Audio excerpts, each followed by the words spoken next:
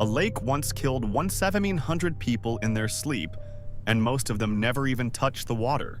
Yeah, that sentence should not make sense. And somehow, that is not even the weirdest disaster here. Because what do a foghorn, a soda bottle, a spark, a locked door, and a medieval toilet have in common?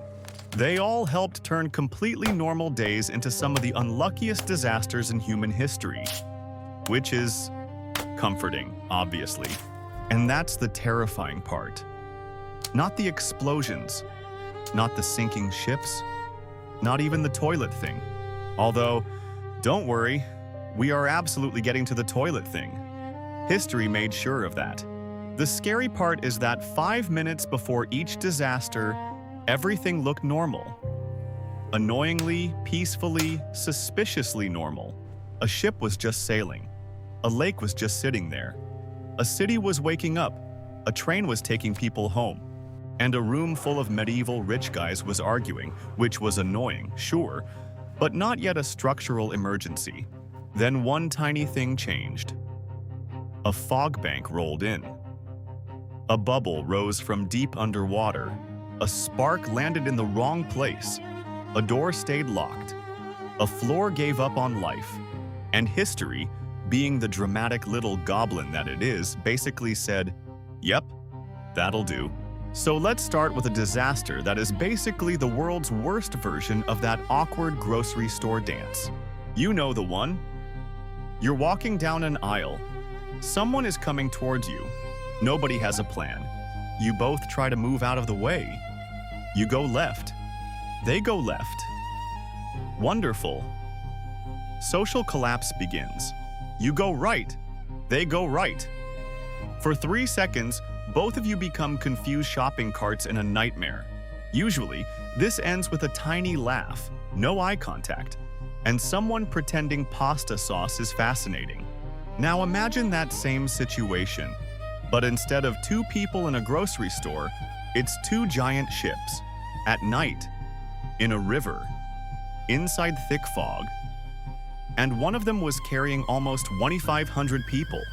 That ship was the RMS Empress of Ireland, a British-built ocean liner owned by the Canadian Pacific Railway. Her job was simple: move people and cargo between Canada and Great Britain, without becoming a maritime horror story. For years, she did that job beautifully. 95 successful crossings. 95 times across the Atlantic. Immigrants, travelers, crew, cargo, dreams, luggage, and probably some deeply suspicious sandwiches all made it safely. But voyage number 96? Yeah. Voyage number 96 woke up and chose violence. On May 28, 1914, the Empress left Quebec City under Captain Henry George Kendall. And here's the first tiny detail that starts glowing red later. This was Kendall's first voyage commanding her. Not his first time at sea. Not some random guy handed a captain's hat and told, "Good luck, buddy." But still, first command voyage. The Empress headed down the St. Lawrence River toward the Atlantic, then onward to Liverpool. Everything was normal. Actually, worse than normal. It was calm, clear, manageable, and historically suspicious, which, in disaster history, is usually when the universe starts quietly stacking furniture against the emergency exit. Just before 2 a.m., the crew spotted another ship in the distance, the SS Storstad, a Norwegian cargo ship. And the Storstad was not a delicate little canoe. It was reinforced for icy waters. It was hauling roughly 10,000 tons of coal because apparently subtlety had taken the night off. So on one side you have the Empress, full of sleeping passengers. On the other, a coal-hauling metal beast. At first, this was fine. Both ships could see each other's lights, and both seemed ready to pass safely. No panic, no drama, no ominous violin music yet. Just 2 ships, water, darkness, and terrible timing waiting nearby. Then the fog arrived. And not a cute little cinematic mist. A thick fog rolled in right as they approached. because apparently the St. Lawrence River had booked a cameo as the villain. Suddenly, the crews could not see each other, so now they had to communicate using foghorn signals. Which is insane when you think about it. Hundreds of lives, 2 steel giants, 0 visibility, and survival came down to whether everyone understood the same honk. The Empress sounded 3 short blasts. Captain Kendall, being cautious, ordered the engines full astern. His thinking was reasonable. Stop the ship, wait for the fog to lift, let the other vessel pass safely. A calm plan, a safe plan, a plan that would have worked beautifully if the other ship understood it the same way. It did not. By around 1:50 a.m., the Empress was reportedly stopped, drifting only with the river current. Then came the Storstad's response. 1 long blast. That meant the Storstad was still moving. And worse, the sound was loud. Too loud. The other ship was not somewhere out there. It was right there. Within seconds, the Storstad appeared out of the fog. Captain Kendall later testified that when he finally saw it, the ship was no more than 100 feet away. 100 feet? For 2 ocean-going vessels, that is not distance. That is history whispering. Brace yourself. Kendall ordered the Empress hard to starboard and full ahead, hoping maybe they could reduce the impact. But ships do not dodge like squirrels. They are enormous, stubborn chunks of steel with paperwork already signed by physics. At 1:55 a.m., the Storstad slammed into the Empress of Ireland. The impact tore deep into the ship's side, ripping open a wound that reached far into the hull. Passengers in 2nd and 3rd class, many asleep, had no warning, no countdown, no heroic music. Nothing. No time to understand why their beds were suddenly filling with river water. Then came the cruelest part.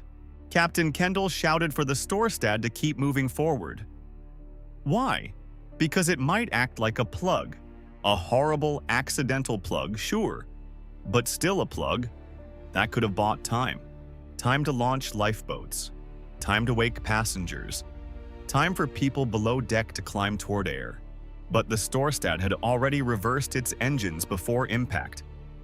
Add river current, panic, and momentum, and the ship separated within seconds. The plug came out, the river came in, and the Empress began to die. Water flooded through the wound with terrifying speed. The crew tried to close watertight doors, but the ship was listing badly, and everything was happening too fast. 14 minutes. That's how long it took.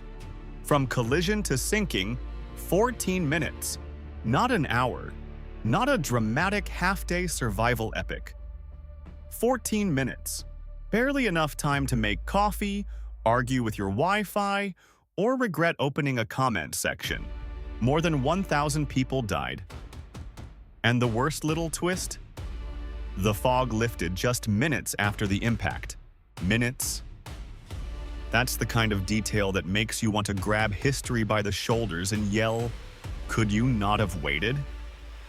Because if the fog had rolled in slightly later, or lifted slightly earlier, or if one signal had been understood differently, or if one ship had simply stopped, the Empress of Ireland might have completed voyage number 96. Instead, it became one of the deadliest maritime disasters in Canadian history. And that's the pattern. These disasters are not always built from one giant mistake. They're built from tiny pieces, a little fog, a little confusion, a little bad timing, a little, "Surely this will be fine." And once those pieces click together, the result is not bad luck anymore. It's a machine, a disaster machine. And the next machine was hiding at the bottom of a peaceful lake.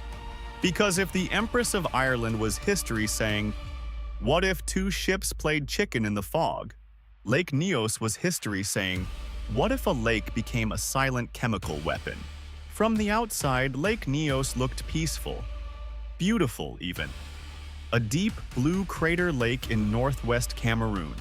Surrounded by hills, villages, trees, animals, people living normal lives beside ordinary-looking water. No giant skull-shaped mountain, no bubbling lava pit, no dramatic warning sign saying the lake was loading a catastrophe. Just water. Quiet water. Which, as we've established, is exactly the kind of thing history loves to weaponize.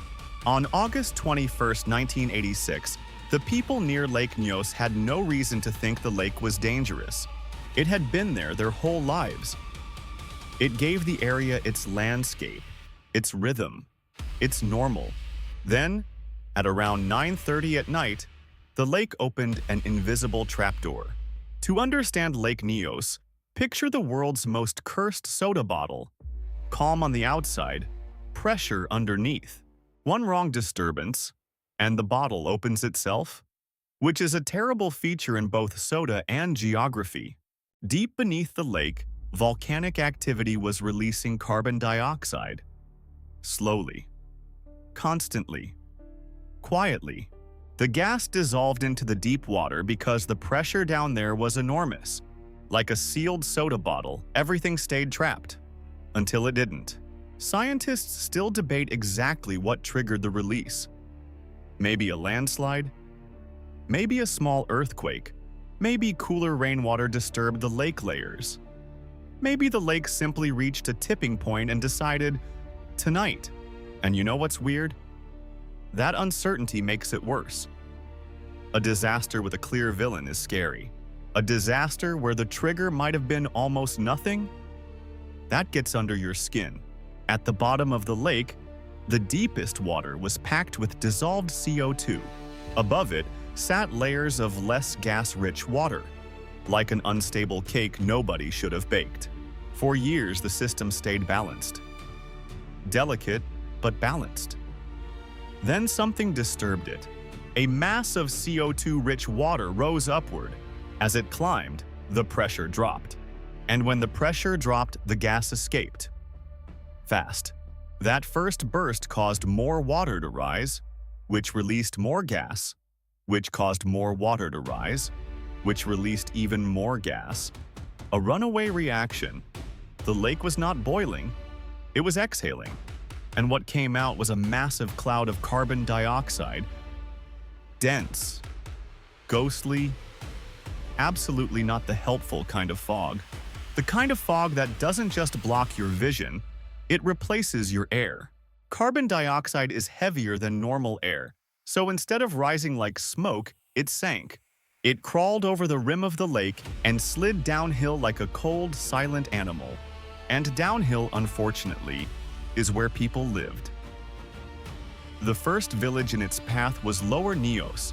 Imagine that for a second. It's nighttime. People are sleeping. Maybe someone is cooking late. Maybe someone is talking outside. Maybe a child is half awake, hearing insects in the dark.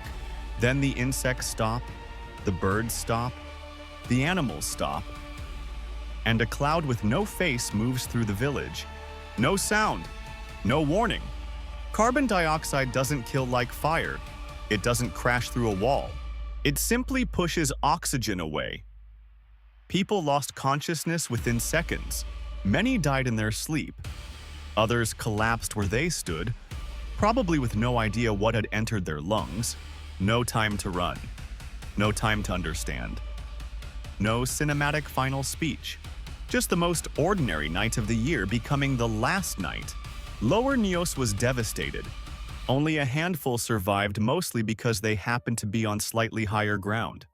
That detail matters. Not stronger, not smarter, not more prepared. Higher. A few meters of elevation became the difference between life and death. Then the gas kept moving. It rolled into nearby villages. It suffocated people, livestock, birds, insects, everything that needed oxygen. By the time the cloud dissipated, roughly 700 people were dead. Thousands of animals were dead. And the region fell into a silence so complete it barely sounds real. Because after most disasters, there is noise, fire crackling, people screaming, wood breaking, water rushing. But Lake Nyos left behind something worse. Quiet. No birds, no insects, no cattle, no normal morning sounds. Just survivors waking into a world where the air itself had betrayed them. And imagine being one of those survivors. You open your eyes. You don't know why you're alive. Your neighbors are dead. Your animals are dead. Your village is still standing. But the living part of it is gone. That is what makes Lake Nyos so disturbing. It didn't destroy the buildings first. It destroyed the breathing. The homes remained. The paths remained. The lake remained. Afterward, the lake was still there, sitting quietly like nothing had happened, like a murderer politely returning to its chair. But this disaster did lead to a solution. Scientists installed degassing pipes to release trapped carbon dioxide slowly and safely before it could build up again. Basically, they gave the cursed soda bottle a straw, a controlled vent, a way to burp without killing a valley. Good news. Rare, precious, historically refreshing good news.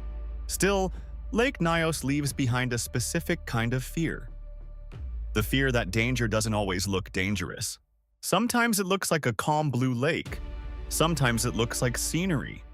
Sometimes generations have trusted it, until one night the pressure changes, and the whole landscape exhales death. So now we have two pieces of the disaster machine. Fog above the water, gas below the water. Both invisible, both ordinary looking, both deadly because people had almost no time to react.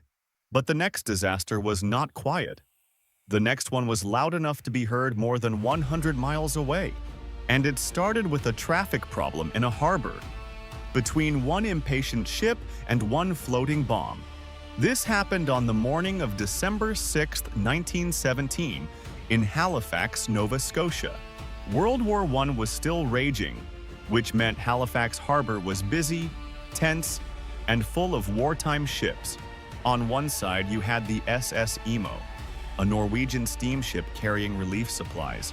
The Imo had been delayed for days, and its crew was impatient to leave. Not slightly annoyed at airport security, impatient. More like, I have waited long enough, and I am now ready to make this everyone else's problem impatient. On the other side was the SS Mont Blanc. And the Mont Blanc was not carrying potatoes. It carried around 3,000 tons of explosives and flammable materials, picric acid, TNT, gun cotton, benzol. The ship was less a cargo vessel and more a floating bad idea with a French flag. When you command a ship full of explosives, your ideal morning is boring. Slow movement, clear signals, predictable traffic, zero sudden metal contact. Unfortunately, the SS Imo had decided harbor rules were more of a mood. The Imo moved too fast through the narrow channel and ignored the normal traffic pattern. It had already dodged one vessel, then another. And with each correction, the situation became less like navigation and more like a very slow car crash negotiated by foghorns. Then came the Mont Blanc. The ships were now on a collision course. Both crews realized it. Both tried to avoid it. Signals were exchanged. Engines were stopped. The Mont Blanc turned. The Imo reversed. And because ships are giant floating objects with momentum, not polite little bicycles, reversing did not erase the problem.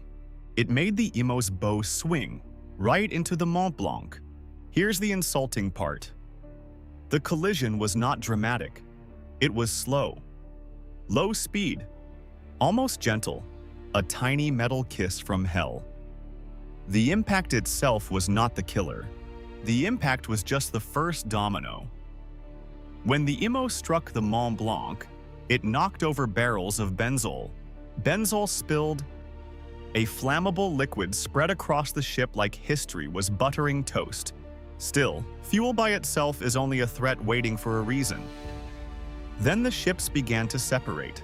Metal scraped against metal. Sparks flew, and the sparks landed in the benzol. Now the Mont Blanc was on fire. A ship packed with explosives was burning in the middle of Halifax Harbor. The crew of the Mont Blanc understood immediately what this meant.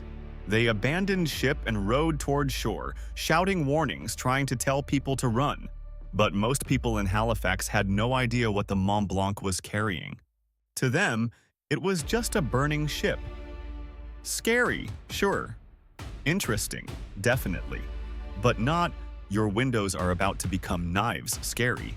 So people watched. They came to windows. They stepped outside. Workers stopped.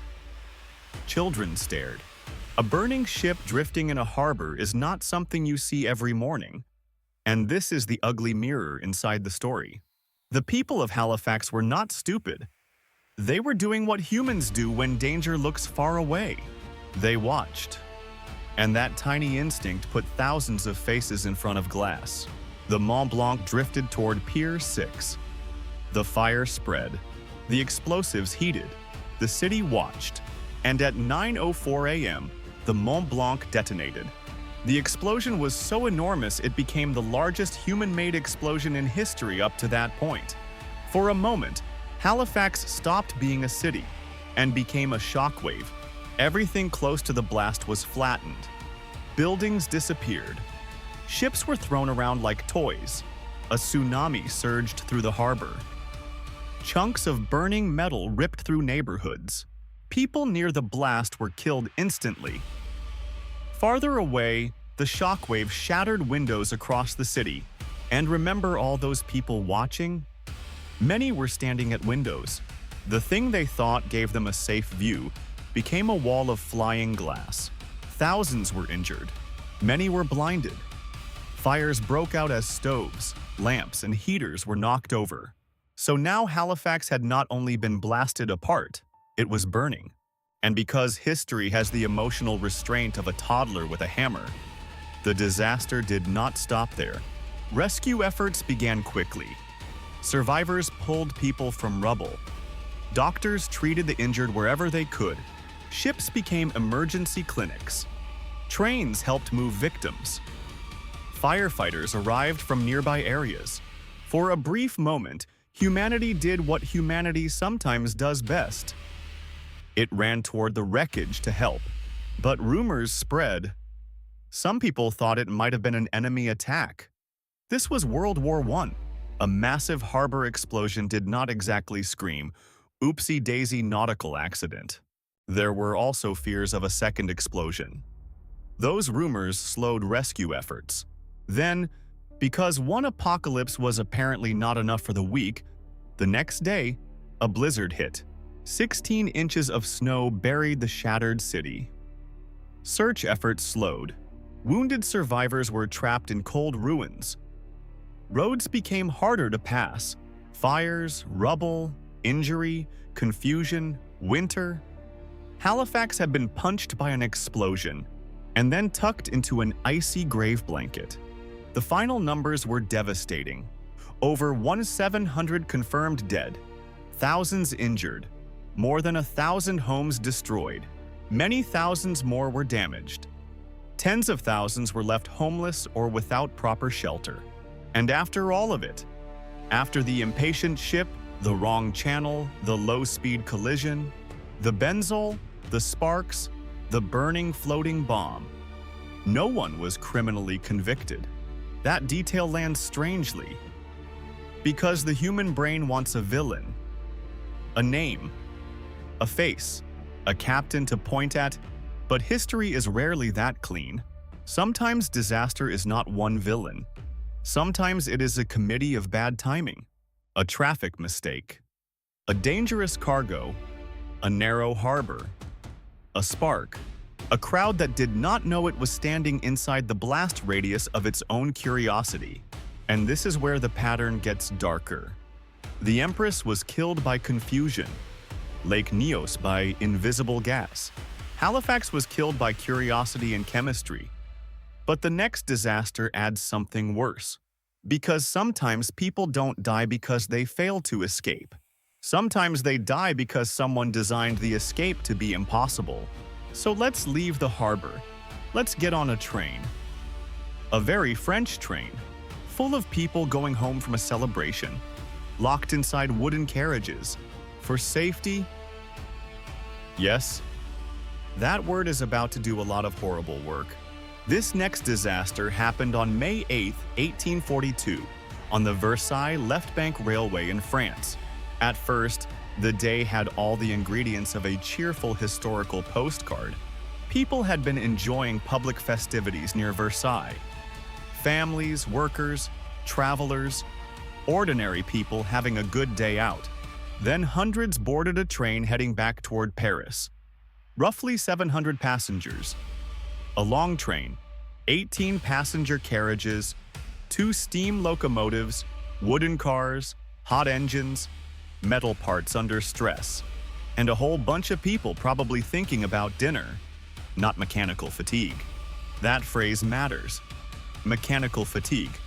It sounds boring. But here, boring is hiding a knife. It was the tiny invisible crack waiting patiently until enough people were sitting above it. The train began moving toward Paris.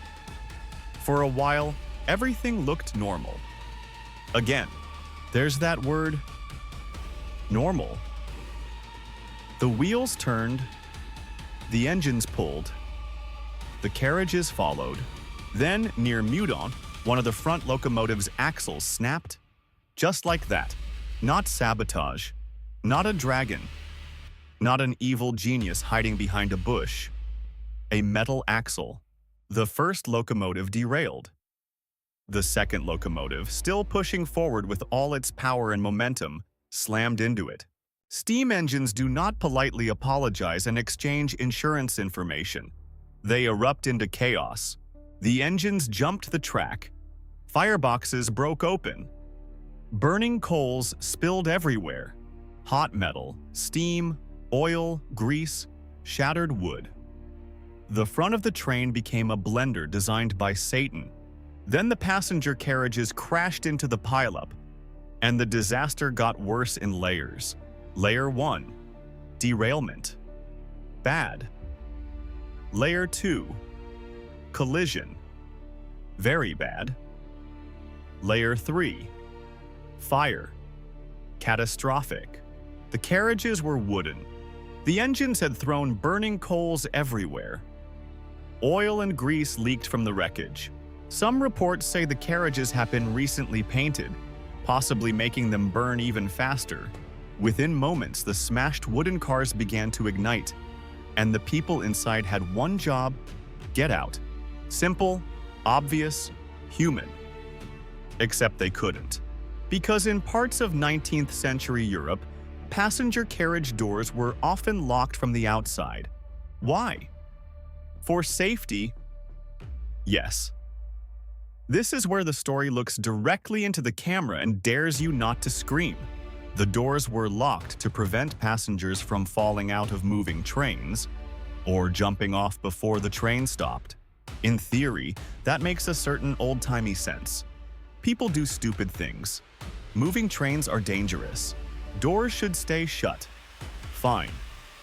But safety rules become death traps when designed for only one kind of danger. The rule protected people from falling out. It did not protect them from being trapped inside a burning wooden box. The doors did exactly what they were designed to do. That was the horror. Survivors who made it through the crash were locked inside. The train burned. The doors would not open. Smoke filled the carriages. Fire crawled through the wood. People smashed at windows. Some escaped through broken openings. Others could not. And there's no joke that makes that part easier. The thing meant to keep people safe had removed their only way out. The lucky few escaped however they could. Some crawled through shattered windows. Some were pulled out by rescuers and bystanders who rushed toward the wreckage and tried to break open carriages. But the fire moved faster than rescue. By the time the flames were controlled, the wreckage was almost impossible to process. Bodies were burned beyond recognition. The official death count was 55, but historians believe the real number may have been much higher, possibly up to 200, because so many remains could not be identified separately. Even the number of dead became uncertain, because the disaster destroyed the evidence of the people themselves. That is not just tragedy, that is erasure. After the accident, investigators focused heavily on the broken axle and metal fatigue. Railway safety practices changed. Axles were studied more carefully, wear and tear standards improved. And in France, the practice of locking passengers inside carriages was abandoned quickly after the disaster. Good, obviously, but bitter. Because the solution was simple once the horror had already explained it. Do not lock people inside a vehicle that can catch fire. Amazing. Groundbreaking. Please carve that into every design meeting forever. And this is the pattern again. The Empress taught people about fog, signals, and the speed of flooding. Lake Nyos taught scientists that a beautiful lake could hide an invisible gas bomb. Halifax taught the world that a burning ship is not always just a burning ship. Versailles taught railways that safety is not safety if it only works when nothing goes wrong. That sentence matters. Safety is not safety if it only works when nothing goes wrong. Because the whole point of safety is what happens when everything goes wrong.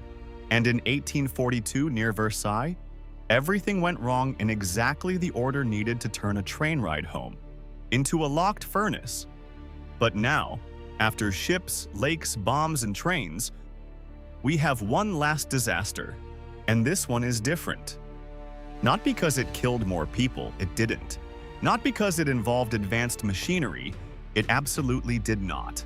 This one happened in a room full of powerful medieval men. Kings, nobles, officials, clergy, the kind of people who thought history was something they controlled. They gathered to settle a political dispute, a serious meeting, a high-status meeting, a meeting full of titles, authority, and probably several hats that cost more than a peasant's house. And then the floor collapsed. But it did not just collapse onto another floor. No, that would be too dignified. It collapsed into a cesspit. Because sometimes history writes tragedy, and sometimes history writes slapstick with casualties. This happened in 1184, in the city of Erfurt, in what is now Germany. At the time, the Holy Roman Empire was doing what it did best, being holy, Roman, imperial, and somehow none of those things in a clean, simple way. There was a political dispute between two powerful noblemen. Land, authority, rights, status, the usual medieval playlist. And to settle the issue, a meeting was arranged. Not a casual meeting, a serious elite meeting. Imperial officials, knights, nobles, bishops, clergy, counts, important men wearing important clothes, carrying important titles, and probably smelling like a 12th century conference room. The meeting was overseen by Henry VI, the young king of Germany, Italy, and Sicily, and future Holy Roman Emperor. So this was not some backyard argument. This was power in a room. A lot of power. Actually, too much power in one room. Because according to the story, over 100 people were packed into an upper floor chamber. An upper floor. In a medieval building. With medieval construction. Holding medieval egos. And beneath them? Not a nice stone basement. Not a wine cellar. Not a tasteful little storage room for scrolls and emotional repression. Beneath them was a latrine pit. A cesspit. A medieval sewage hole. The kind of place you do not want to visit socially, professionally, politically, or gravitationally. Now imagine the scene. Two sides arguing, voices rising, robes shifting, boots scraping wooden boards, a king listening, nobles leaning in. Someone probably saying something dramatic like, "By sacred right, these lands are mine." And under all that authority, the floor's having the worst day of its life. Wood beams creak, dust falls. Maybe one person looks down. Maybe no one notices. Because when powerful men argue, they are not usually known for deep listening skills toward architecture. Then the floor gives out. Not metaphorically, literally. The upper floor collapses under the weight of the crowd. A room full of medieval elites drops through the building. That alone would be bad. But history had one more trapdoor installed. The falling crowd smashed through the lower floor too. And then they dropped into the cesspit below. Within seconds, the room had gone from political mediation to the worst group project in European history.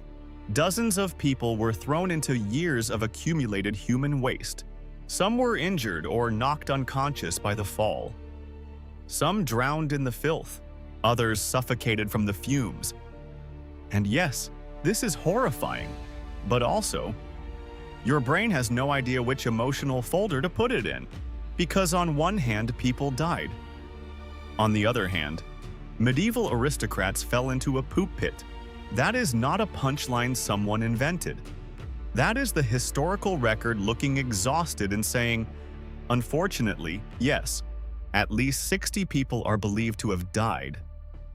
Some historians think the number could have been higher, because lower-ranking attendants and servants may not have been recorded with the same care as noble victims, which adds a darker layer. Even in disaster, status decided whose death was officially remembered. Kings and nobles got names. Servants may have become footnotes, or worse, nothing at all. And then there is Henry VI.